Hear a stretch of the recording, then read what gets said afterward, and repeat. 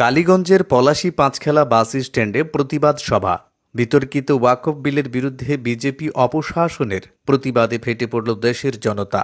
শুক্রবার পলাশী এলাকার পাঁচখেলা বাস স্ট্যান্ডে বিভিন্ন গ্রাম থেকে আসা মানুষ শান্তিপূর্ণভাবে পথে নেমে বিজেপি সরকারের প্রস্তাবিত বিতর্কিত ওয়াকফ বিলের বিরুদ্ধে তীব্র প্রতিবাদ জানায়। বিভিন্ন এলাকা থেকে পায়ে হেঁটে মিছিল করে এই বিল সংখ্যালঘু সম্প্রদায়ের সাংবিধানিক অধিকার কেড়ে নিতে চলেছে বলে দাবি প্রতিবাদকারীদের। প্রতিবাদ সভা থেকে অভিযোগ তুলছে বিজেপি সরকার পরিকল্পিতভাবে সংখ্যালঘুদের জমি সম্পত্তি ও ধর্মীয় স্ব-অধিকারের উপর হস্তক্ষেপ করতে চাইছে। ওয়াকফ বোর্ডের উপর কেন্দ্রীয় নিয়ন্ত্রণ প্রতিষ্ঠা করে রাজনৈতিক স্বার্থ সাধনের চেষ্টা করছে তারা। এই বিল কার্যকর হলে সংখ্যালঘুদের আত্মপরিচয় এবং সাংবিধানিক সুরক্ষা চরম সংকটে পড়বে বলে আশঙ্কা প্রকাশ করছেন আন্দোলনকারীরা।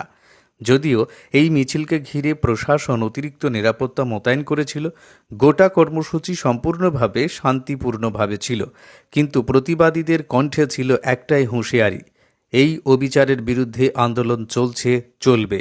দাবি পূরণ না হলে বৃহত্তর কর্মসূচির দিকে যাবে মুসলিম সম্প্রদায়ের মানুষ।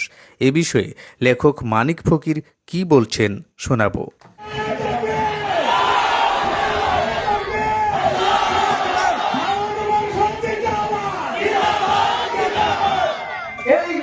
আজকে সমাবেশ শেষ করে যাবে না, প্রয়োজন হলে বারবার আমরা কিন্তু আন্দোলনে নামবো, কন্টিনিউয়াসলি এই আন্দোলন করতে হবে।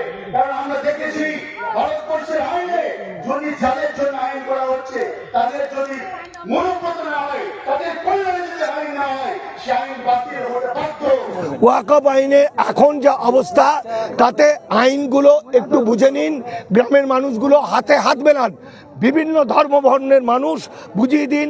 ওয়াকফ মানে শুধু মুসলমানদের নয়, ওয়াকফ কলকাতা শহরের মেন জায়গা ওয়াকফের, তার উপর দিয়ে যে বাস যাচ্ছে, তার উপর যে হসপিটাল, সেখানে যে স্কুল, সেখানে যে কলেজ, সমস্তটাই কিন্তু ওয়াকের ঈশ্বর বা আল্লাহর যে সম্পত্তি, সেটার ভাগিদার সবাই কিন্তু সেবা নিচ্ছেন, সে হিন্দু হোক মুসলমান হোক। ফলে ওয়াকফ সম্পত্তি চলে যাওয়া, তার মানে হিন্দুরাও ভয়াবহ বিপদে পড়বে। বিজেপিকে সাবধান হন, ওদেরকে খুব ভালো করে চিনুন, যে কথাগুলো বলবে দুটো করে মানে হয়, গভীরভাবে বোঝার চেষ্টা করুন, শত্রু চিনুন এবং একত্রিত হন। আমাদের সময় নাই, এখান থেকে আমরা বাড়িতে যাবো।